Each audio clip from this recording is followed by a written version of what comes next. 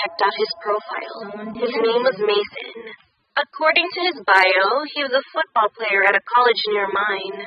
His photos consisted of him playing football, hanging with his friends, and he had a muscular build, but also a little bit chubby.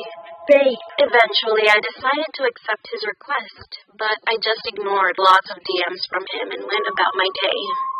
Later at lunch, my friends pushed me to start a conversation with Mason, and I did. And turns out we got along with each other well.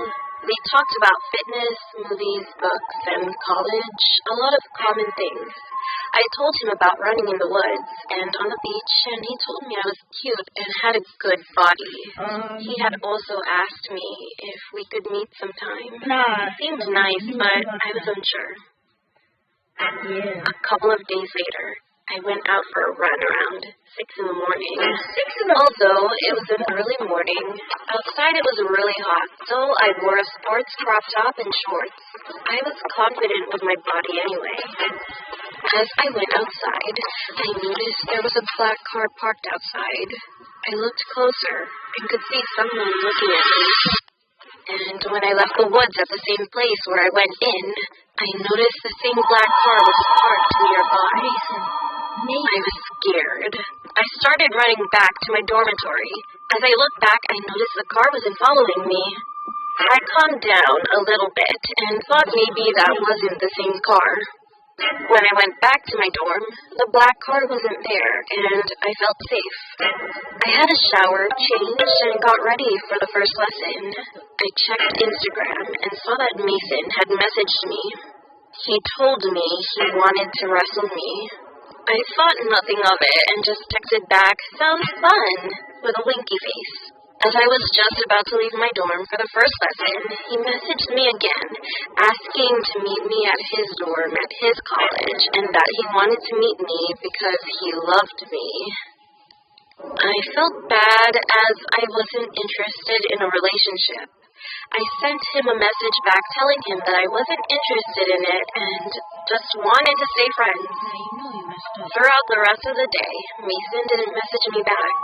I started to feel bad, but I thought I'd wait a couple of days to message him back to ask if he was okay.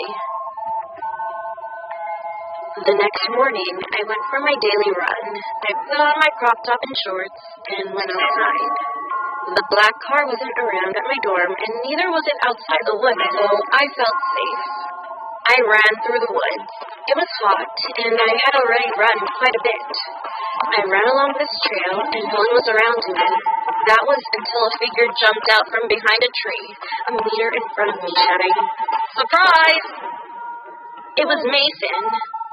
I asked him what he was doing and how he found me. He said that he became impatient and just wanted to meet me. He had parked his car nearby, so we could go on a date, he said. I was sure it was the same black car as before, and I was surprised and pretty nervous. I told him it was a little weird to just surprise me like this, but he ignored me and walked up close to me. He told me I was so pretty, and he touched my cheek. I felt uncomfortable and told him, "Sorry, Mason. You're a nice guy, but I'm not interested in a relationship." I tried to push him away, telling him to leave me alone. And that's when he wrapped his arms around my waist and started squeezing me. He was very strong, and it was so tight, it hurt a lot. I told him to get off of me and tried to push him off again, but he was so much stronger than me. He squeezed much tighter. I was in pain and couldn't breathe. I couldn't even shout for help. Mason started trying to kiss and even lick me as he was crushing me. I kept on struggling. Eventually, I felt myself passing out as I was dizzy and started to black out. In desperation, I bit down on Mason's nose and scratched at his eyes.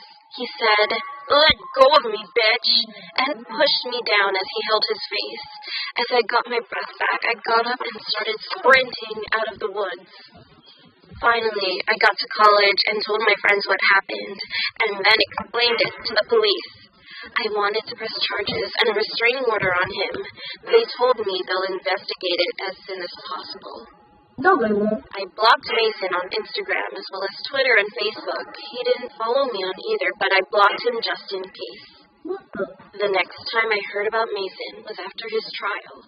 It turns out that he was kicked out of his college for assaulting another girl a month before. The police also found out he had planned on kidnapping me as he had a notebook about me and what he wanted to do with me and other women, which includes some of the vilest things. How he wanted to kill women in several different ways and violate the bodies afterward. He even wrote at length about how he wanted to squeeze a woman to death with his arms. I threw up when I found out. Though it may sound unlikely, it is possible to murder someone by squeezing them hard and long enough, preventing them from breathing and causing asphyxiation. Considering how strong he was and how small I am, I'm certain he could have killed me. As far as I know, he's still in prison or in a mental institution. Good riddance. After what happened, I started training in martial arts and started lifting weights. I've never spoken to people I don't know on social media, and I never went into the woods alone again. Sometimes I still think about what happened to me and how it could have ended differently. I do not doubt that Mason could have squeezed me to death. Yo. What I want to know is what he would have done with me afterwards. Last one, guys. Liberty, liberty, liberty, liberty.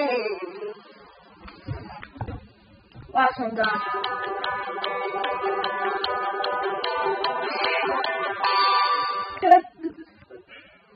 Last one, guys.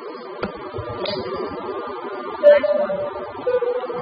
A few years ago, me and my family went on our yearly holiday to Madeira, which is the birthplace of my parents. It was pretty normal for us to go annually, as our grandparents were living there. We would sleep in one of our grandparents' homes, and during the day, we would go to festivals. If you do not know much about Madeira, then this story will probably give you a better idea. It's not that a physical thing occurred that holiday. It was just this nightmare that became very real for me as a child. As I said before, I was staying at my grandparents' house while in Madeira. I had a room to myself on the upper floor. It was pretty creepy, since my grandmother loved Victorian-style dolls. Once I was able to fall asleep, I had a creepy dream that I can't forget. I woke up, and from my bed, I could hear movement on the floor. I looked down to see that the floor was covered in black insects, just crawling around. I could not see the almond brown wood floorboards, and began to yell for help. Someone opened my door, and I saw my little brother come in, but behind him was a woman in a hideous purple dress. I never saw this woman before, but before my brother even came closer to me, I saw the woman force her hand into his back and tear out his heart. I remember screaming in the dream, and all the woman said was, "Your parents aren't here." And I woke up. I was so scared that I went into the next room where my brother should have been asleep. But because it was dark, I couldn't see him. Well, I was a dumb kid. My anxiety level rose even higher. I ran out, went downstairs, and my parents were around. I started to panic more because of what that lady in my dream said, and I started to cry even more. Then I heard my older brother call my name from up the stairs. The stairs I just ran down. I told him I had a bad dream, and he stayed in my room after showing me that my little brother was snoring away in his bed.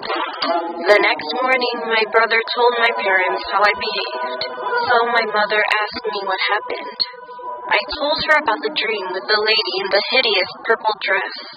My mother's face became serious, and she looked worried. I didn't know why, since that was unusual for her. About 2 years later, I was going through my parents' wedding album in our home in Madeira, while I was sorting out the top floor of the house with my younger brother. I noticed that one of the pictures was ripped in half. I thought it was unusual, so I began looking through to see where the other half was. It wasn't in the album.